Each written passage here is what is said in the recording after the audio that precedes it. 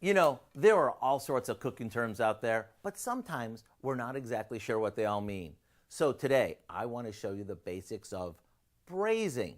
It's a two-step method that goes like this. The first step is to brown both sides of whatever you're braising. Here, I'm using a boneless chuck roast.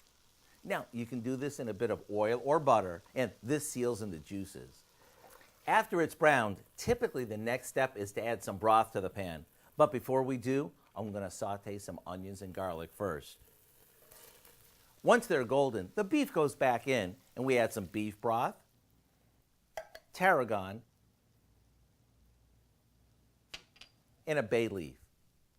After this comes to a boil, we cover it and let it simmer until the meat is tender. Those are the basics of braising. To take this roast up a notch, we'll add some barley and mushrooms and let them cook until the barley's tender. Right before serving, we stir in some sour cream and frozen peas, and we have a one-pot meal that's comfort at its best. A forkful of this tender as can be roast, and you'll understand why braising is so popular. To get the recipe for what we call braised beef with barley, all you have to do is visit our website. I'm Howard in the Mr. Food Test Kitchen, where today we found an easy two-step way for you to say, ooh, it's so good.